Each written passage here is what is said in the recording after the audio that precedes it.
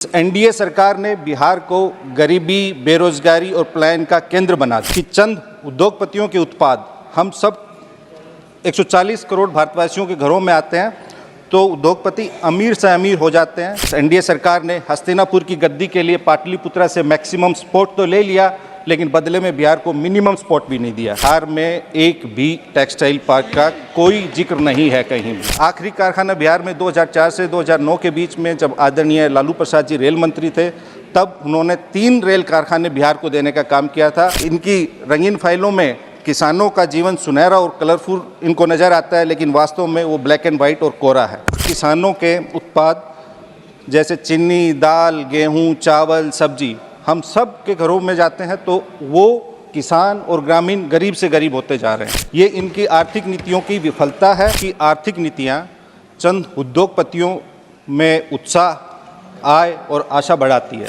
और गरीबी में भी बिहार सबसे नीचे है। इन्होंने बजट में भी बिहार को छांट दिया और प्रति व्यक्ति आय में भी बिहार देश में सबसे नीचे है।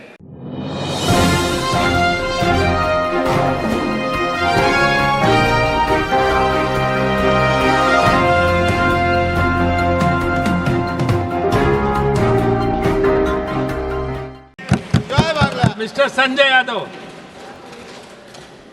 धन्यवाद महोदय, धन्यवाद महोदय, मुझे अवसर देने के लिए आपका बहुत बहुत धन्यवाद। महोदय, मैं कोई अर्थशास्त्री तो नहीं, लेकिन एनडीए बीते 10 वर्षों में एनडीए सरकार की आर्थिक नीतियों का हम विश्लेषण करेंगे तो हम पाएंगे कि इनकी आर्थिक नीतियां चंद उद्योगपतियों में उत्साह, आय और आशा बढ़ाती है, वहीं दूसरी ओर आम देशवासियों में गरीबी और निराशा का संचार करती है और निराशा को बढ़ाती है। महोदय, इनकी आर्थिक नीतियाँ ऐसी हैं कि चंद उद्योगपतियों के उत्पाद हम सब 140 करोड़ भारतवासियों के घरों में आते हैं तो उद्योगपति अमीर से अमीर हो जाते हैं, वहीं दूसरी ओर ग्रामीणों के, किसानों के उत्पाद जैसे चीनी, दाल, गेहूँ, चावल, सब्जी हम सब के घरों में जाते हैं तो वो किसान और ग्रामीण गरीब से गरीब होते जा रहे हैं। ये इनकी आर्थिक नीतियों की विफलता है और ये विचारणीय विषय है। इन आर्थिक नीतियों में बदलाव की आवश्यकता है। महोदय, जनसंख्या की दृष्टि से बिहार देश का तीसरा सबसे बड़ा राज्य है और सबसे अधिक युवा आबादी वाला भी प्रदेश है। बिहार में 15 वर्षों से अधिक एनडीए की सरकार है और दिल्ली में बीते 10 वर्षों से अधिक एनडीए की सरकार है। इस एनडीए सरकार ने बिहार को गरीबी, बेरोजगारी और पलायन का केंद्र बना दिया है। बिहार के किसानों की प्रति व्यक्ति आय देश में बिहार 28वें नंबर पे है और प्रति व्यक्ति आय में भी बिहार देश में सबसे नीचे है और गरीबी में भी बिहार सबसे नीचे है। इसलिए महोदय, मैं कहना चाहूँगा कि केंद्र और राज्य का रिश्ता जो है वो दिया और बाती और अंकुर और माटी का रिश्ता होता है। तो इन्होंने बजट में भी बिहार को छांट दिया, बिहार को कुछ नहीं दिया। जहाँ बिहार को स्पेशल अटेंशन की आवश्यकता थी, स्पेशल स्टेटस और स्पेशल पैकेज की आवश्यकता थी, वहाँ इन्होंने, इस एनडीए सरकार ने हस्तिनापुर की गद्दी के लिए पाटलिपुत्रा से मैक्सिमम सपोर्ट तो ले लिया, लेकिन बदले में बिहार को मिनिमम सपोर्ट भी नहीं दिया। बिहार में ना तो उद्योग लगाने का जिक्र है, ना कोई इंडस्ट्री क्लस्टर लगाने का जिक्र है। ये बिहार का दुर्भाग्य है कि कपड़ा मंत्री भी बिहार से हैं। प्रधानमंत्री जी की एक योजना है पीएम मित्र मेगा टेक्सटाइल पार्क। पूरे देश में 7 राज्यों में पीएम मित्र मेगा टेक्सटाइल पार्क लगाने की योजना है, लेकिन बिहार में एक भी टेक्सटाइल पार्क का कोई जिक्र नहीं है कहीं भी। महोदय, माननीय वित्त मंत्री जी यहीं बैठी हुई हैं, उनके संज्ञान में कुछ आंकड़े लाना चाहूँगा। बिहार का सीडीआर, क्रेडिट डिपॉजिट रेशियो, देश में सबसे कम है। यानी बिहार के बिहारवासियों के, आम बिहारवासियों से बैंक, कमर्शियल बैंक सबसे ज़्यादा वहाँ डिपॉजिट होता है, लेकिन बदले में उनको कोई कर्ज और ऋण नहीं दिया जाता।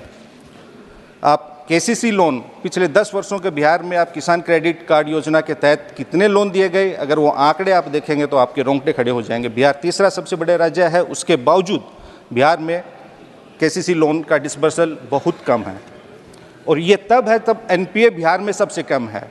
यानी वहाँ के लोग डिफ़ॉल्ट नहीं करते, लेकिन फिर भी बैंकों का बिहार के प्रति नकारात्मक रवैया है।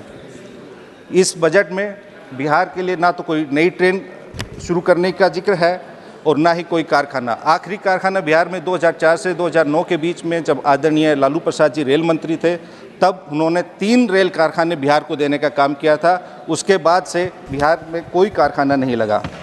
इन्होंने बिहार में agriculture, health and education sector में भी कुछ विशेष नहीं दिया, ना ही बिहार के सुप्रसिद्ध दुग्ध उत्पादों मखाना, मक्का, आम, लीची, केला इत्यादि को प्रमोट करने के लिए कोई प्रावधान और आवंटन किया, और ना ही बिहार में बंद चीनी मिलों को शुरू करने का कोई जिक्र है। चुनाव में प्रत्येक भाषण में दिल्ली से जब लोग बिहार जाते हैं तो हर बार आश्वासन देते हैं, वादा करते हैं, दावा करते हैं कि हम चीनी मिलों को शुरू कर देंगे, लेकिन कभी भी अभी तक 10 वर्षों में एक भी चीनी मिल इन्होंने शुरू नहीं की है। महोदय, इनकी रंगीन फाइलों में किसानों का जीवन सुनहरा और कलरफुल इनको नज़र आता है, लेकिन वास्तव में वो ब्लैक एंड वाइट और कोरा है। मैं सत्ता पक्ष के लोगों का वक्तव्य सुन रहा था, ये किसान के, आम आदमी के बारे में इतना कुछ कह रहे थे कि सब कुछ खुशहाल हो गया, संपन्न हो गया, किसान सर्वगुण संपन्न हो गया, उनमें इतनी खुशहाली आ गई, संपन्नता आ गई। लेकिन आप दिल पर हाथ रख के बताइए, क्या आप अपने किसी परिवार में परिजनों को, बेटों को, बेटियों को किसान बनाना चाहेंगे?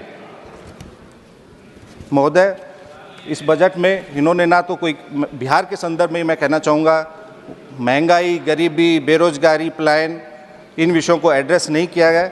अतः मैं कहना चाहूँगा कि बिहार के बारे में आप विशेष ध्यान दीजिए। आपको बिहार से विशेष समर्थन भी मिला है, आप मैक्सिमम सांसद भी आपके चुन के आए हैं। थैंक यू महोदय।